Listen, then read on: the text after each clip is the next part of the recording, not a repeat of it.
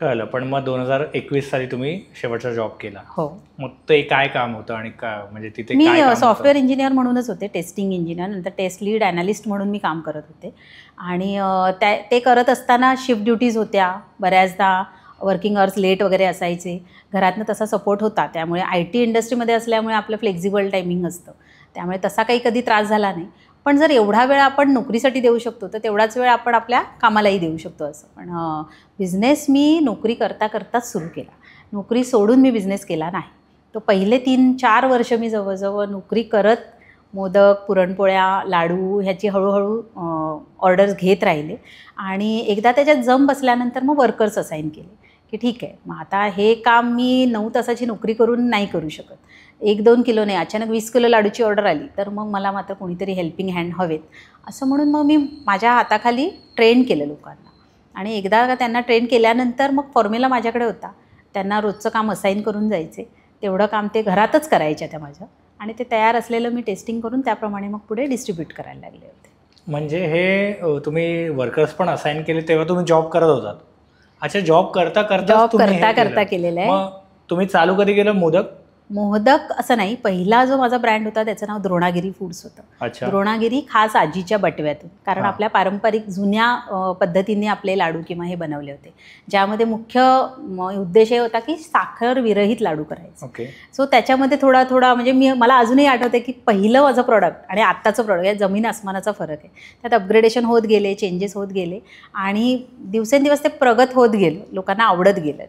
त्यामुळे पहिल्यांदा केलेलं होतं तेव्हा मी सकाळी कामाला जायचे, तिथून आल्यानंतर 7 ते 9 या वेळामध्ये मी वर्कर्सना बोलवायचे, त्यांना ते ट्रेन केलं आणि मग मी ते केलं. मग त्या जेव्हा 2 महिन्यात ट्रेन झाल्या त्याच्यानंतर मी बाहेरून ऑर्डर्स घ्यायला लागले होते. मग आपल्या स्टेटस व्हॉट्सॲप किंवा फेसबुक आणि ह्याच्यातनंच मी माउथ पब्लिसिटी करत गेले.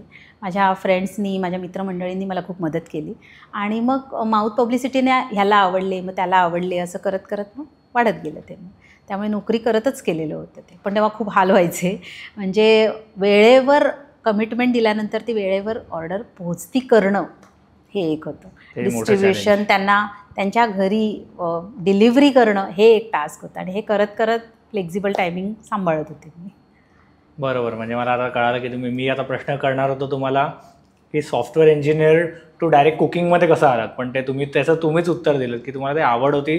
सो जॉब बरोबरच तुम्ही ते केलं. जॉब बरोबरच केलं. ऑफिसमध्ये सुद्धा जाताना ना कुठेतरी मम्मी फॅक्टर माझ्याकडे होता, की काही बनवलं की मग सगळ्यांसाठी घेऊन जायचं असं. आणि ते मी म्हटलं ना, माझ्या फ्रेंड्स मला US असताना सुद्धा, इवन इकडल्या कंपन्यांमध्ये सुद्धा, की तू काहीतरी देवरुखकर खाणावळ चालू कर, काहीतरी असं कर, कारण तू एकट्या दोकट्यांसाठी करूच शकत नाही, तू खूप लोकांसाठी करतेस, तर होऊ शकतं ते. आणि ते मग मनात राहिलं. मग समजतही गेलं की आपली कॅपॅसिटी आहे, आपण करू शकतो. सगळ्या गोष्टी काही अंगावर घ्यायच्या नाहीत, पण काम डेलिगेट केलं की मग काम होऊ शकतं असं जाणवलं ते. बरोबर. द्रोणागिरी जे तुम्ही चालू केलं ते कोणत्या वर्षी चालू केलं? द्रोणागिरी मी चालू केलेलं होतं 2017-18 मध्ये वगैरे. 17-18 मध्ये. आणि त्याच्यानंतर 21 मध्ये तुम्ही जॉब सोडलात. 21 मध्ये मी. आणि 1-2 वर्ष तुम्ही स्वतः करत होता आणि मग नंतर तुम्ही 2-3 वर्ष मी स्वतःच करत होते. मी स्वतः करताच स्टाफ बरोबर करून घेतलं, कारण बिझनेस हा कधीच एकट्याने होत नाही आणि नोकरी करत तर नाहीच. त्यामुळे मी 17 ते 21 ह्यामध्ये माझं खूप कमी प्रमाणात होत होतं. म्हणजे मग अगदी तेव्हा तर असं आहे की 50 मोदक म्हणजे मला खूप मोठी गोष्ट वाटत होती. आणि आता दिवसाला असे 500-1000 मोदक असे सहज होऊन जातात. पण हेल्पिंग हँड लागतात, मदतीचा हात हा लागतो. बरोबर. पण मग जॉब करता करता तो टास्क होताच, ते तुम्ही सांगतातच आहे. मग 21 मध्ये असा काय मोमेंट आला की तुम्ही जॉबच सोडलात? कारण का मला वाटतंय IT इंडस्ट्रीचं, म्हणजे सॉफ्टवेअर इंजिनियर्सचं नाही माहिती तेवढं, पण IT इंजिनियर्सला आफ्टर 2020 नंतर म्हणजे खूप जास्त ग्रोथ बघितली त्या लोकांनी. ग्रोथ आहे. आता तोपर्यंत माझा एक 16-17 वर्षांचा अनुभव झालेला होता, 17-18 वर्षांचा अनुभव झालेला होता. त्याच्यानंतर कुठेतरी मला स्थगिती आली होती की आता काहीतरी वेगळं करूया, आता इंटरेस्ट असलेलं काहीतरी करूया. कारण पैसा किंवा म्हणतात ना, ती महिन्याला ही एवढी 5 आकडी पगार येणं ही एक वेगळी गोष्ट असते. त्याच्यावर घालायचा आणि आपलं स्वतःचं शून्यातनं निर्माण करायचं, हे कुठेतरी चॅलेंज मला घ्यायचं होतं. आणि तसं बघायला गेलं तर माझ्या मिस्टरांचा मला खूप चांगला सपोर्ट होता. त्यांनी मला 3-4 वर्ष, जेव्हा हे सण असतात ना, मुळात हे फूड किंवा ह्याच्यामध्ये ना सणावारालाच खूप ऑर्डर्स असतात. जेव्हा सगळे छान नटून थटून असतात घरामध्ये, तेव्हा मी अक्षरशः घरच्या कपड्यांमध्ये आणि कामामध्ये गुंतलेली असायची. तर हे कुठेतरी आपल्याला त्रास देईल का किंवा काय, पण 3-3.5 वर्षानंतरही मला तेवढाच उत्साह राहिला की ऑफिसला जाता जाता 50 मोदक करून डिलिव्हरी करून मी ऑफिसला गेलेले आहे. हे बऱ्याचदा घडलं. मग म्हटलं हे चालू ठेवूया, पण नोकरी करताना हे वाढणार नाही एवढं मला जाणवलं की हे जर वाढवायचं असेल तर पूर्ण लक्ष दिलं पाहिजे. 2 दगडांवर पाय ठेवला तर कुठेतरी आपण पडणार, ना इकडे बॅलन्स होणार ना तिकडे बॅलन्स होणार. सो त्याच्यामुळे मग मी हा निर्णय घेतला. 2021मध्ये माझा कॉलेजचा एक मित्र आहे, तर आम्ही आता पार्टनरशिपमध्ये हे चालू केलेलं आहे. तर त्याने माझे प्रॉडक्ट्स बघितले आणि रेग्युलर ऑर्डर करत राहिला 1 वर्ष. मोदक म्हणा, पुरणपोळ्या म्हणा किंवा जे काही लाडू वगैरे. He was working with bank. त्या बँकेमध्ये त्याने आपल्या फ्रेंड्सना सप्लाय करायला सुरुवात केली. जस्ट खा, असं नाही की ऑर्डर वगैरे. त्याच्यातली कन्सिस्टन्सी बघितली की क्वालिटी तीच आहे, कधीही ऑर्डर करा, ह्याच्यात मिळते. मग त्याच्या मनात आलं चल स्वतःचंच काहीतरी चालू करूया. आणि मग आम्ही दोघांनी मिळून पार्टनरशिपमध्ये मोहदक फूड्स म्हणून चालू केलेलं. मोहदक फूड्स तुम्ही जे चालू केलं त्याचं एक्झॅक्ट म्हणजे त्याचा अर्थ काय? मोदक तर माहिती आहे मला. मोदक हा सगळ्यात माझा आवडता पदार्थ, जो सतत म्हणजे जितके बनवू तेवढी डिमांड आहेच त्याला, सप्लाय खूप कमी आहे. तर आपल्या कंपनीचं नाव काहीतरी मराठी असावं असं वाटत होतं. आता ते मराठी करायचं आहे तर त्याच्यामध्ये डिलिशियस, लिशियस अशी बरीच नावं आहेत आपल्याकडे, पण मला कुठलंही इंग्लिश नाव ठेवायचं नव्हतं. तर मराठी करताना पण आपल्या खास प्रॉडक्टचा टच त्याच्यामध्ये असला पाहिजे. खूप विचार केला त्याच्यामध्ये, काय आपण ठेवतो, अन्नपूर्णा किंवा असे जे जेनेरिक नाव आहेत ती नाही, असं काहीतरी युनिक ज्याचं म्हणजे म्हणतात ना त्याची उत्पत्तीच आपण करायची, की हे नाव अस्तित्वातच नाही आहे असं. मग मोदक मोदक करत मोहदक असं एक सजेशन आलं आणि मग एक मोहदक, एक मोहाचा घास, की no one can eat just one. तुम्ही एक खाल्लत की दुसरी खायची इच्छा झालीच पाहिजे असं म्हणून मग तो मोहदक, त्याचा फॉन्ट पण चांगला झाला. बऱ्याच प्रकारे आम्ही त्याच्यावर काम केलं आणि सर्वमताने की मोहदक चांगलं म्हणजे नाव आहे असं म्हणून ठप्पा पडला की हेच करायचं. बरोबर.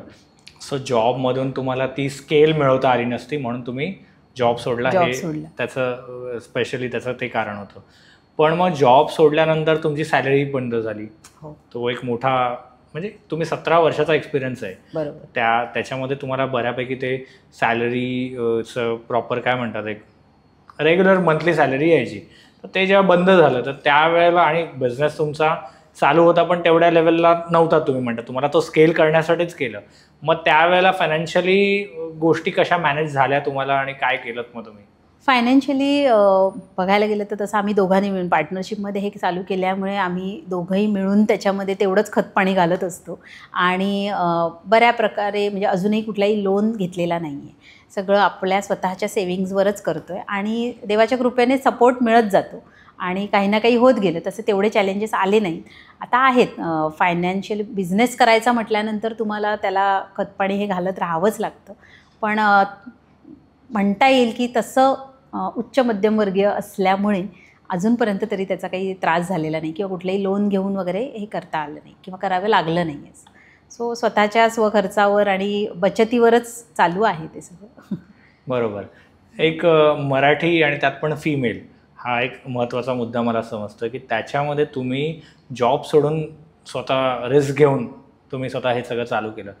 तर मराठी फिमेल्ससाठी तुम्ही काय सांगाल, ज्यांना जेवण बनवायला खूप जणांना आवडतं आज, पण त्या स्वतः जाऊन ते असं काहीतरी बनवायचं, विकायचं, त्याची किंमतच मुळात काय बाहेर असेल हेही लोकांना माहीत नसतं. तर त्यांच्यासाठी तुमचे काय सजेशन्स असतील? मुळात महिला आहेत म्हणजे फूडमध्येच गेलं पाहिजे असं काही नाही. महिला आहेत, तुम्ही कुठल्याही क्षेत्रामध्ये सुरू करा आणि बिझनेस करण्याची मुळात इच्छा असली पाहिजे. जर ती असेल तर चॅलेंजेस घेण्याची इच्छा किंवा ती शक्ती असली पाहिजे. कारण दिवसागणिक चॅलेंजेस असतात कुठल्याही प्रकारे, टेक्निकली असेल, फिजिकली असतील, तुमचे फॅमिली मॅटर्स असतील. कारण बिझनेस म्हटला की 8 ते 5 किंवा 10 ते 7चा जॉब हा नाही, हा 24/7 आहे. ज्या क्षणी जी डिमांड येईल ती आपल्याला प्रोव्हाइड करता येतात. बिझनेसमध्ये पण म्हणता येईल ना, खूप प्रकारचे आहेत. एक स्मॉल स्केल आहे आणि एक उडी मारायचं असं आहे. तुमचं काय सामर्थ्य आहे त्याच्यावर मात्र तुम्हाला हे करावं लागेल. आता जर छोट्या प्रकारेच सुरुवात करा असं मला वाटेल, की सुरुवात तर करा. पहिलं त्याच्यासाठी 1 ते 2 वर्ष तुम्ही प्लॅनिंग करायला पाहिजे.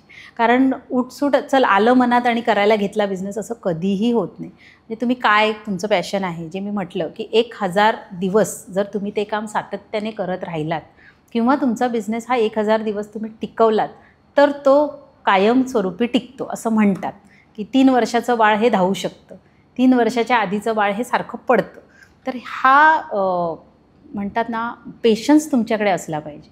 जर तो आहे तर तुम्ही कुठल्या गोष्टीत करणार तर तुम्ही सुरुवात कशी करणार, वेगवेगळ्या प्रकारचे चॅलेंजेस काय येणार, ह्याचा संपूर्ण विचार करूनच त्याच्यामध्ये गेलं पाहिजे. आणि बिझनेसमध्ये महिला आणि पुरुष असा काहीही नाही. तुम्ही हा विषयच घेऊ नका की मी महिला आहे. तुम्ही स्वतःच म्हटलात की तिथे 50% एनर्जी तुमची कमी होऊन जाते. करायचं आहे सगळ्या प्रकारे महिला करूच शकतात. मी तर म्हणते नोकरी करणारी महिला ही 100% बिझी असते. जर पूर्णपणे नोकरी म्हणजे बिझनेस करायचा असेल तर आपण का असं थकून जायचं की आपल्याला होणार नाही, असा विचारच करणं चुकीचं आहे. त्यामुळे महिलांनी तर तेवढ्याच शक्तीने त्या करतात आणि आपल्या आवडीचं काम करत असेल तर फॅमिलीमध्ये पण आपण तेवढाच बॅलन्स ठेवू शकतो, असं माझं तरी मत आहे. थोडे चॅलेंज येतील पण हळूहळू होते त्याची सवय की टॅकल करायच्या पण एक एक युक्त्या येत जातात आणि आपण ते आरामात करून जाऊ. तुम्ही हा व्हिडिओ इथपर्यंत बघितलात म्हणजे हा नक्की व्हिडिओ तुम्हाला आवडला आहे. ह्याचा पूर्ण पॉडकास्ट आपल्या मेन यूट्यूब चॅनलवर आहे, ज्याचं नाव आहे वन टेक विथ अनिकेत. हे चॅनल तुम्ही नक्की फॉलो करा. आणि इंस्टाग्रामवर आम्ही बऱ्याच रील्स ह्या व्हिडिओच्या अपलोड केलेल्या आहेत, त्या पण तुम्ही सगळ्या बघा. आणि वन टेक विथ अनिकेत हे इंस्टाग्राम चॅनल पण फॉलो करा.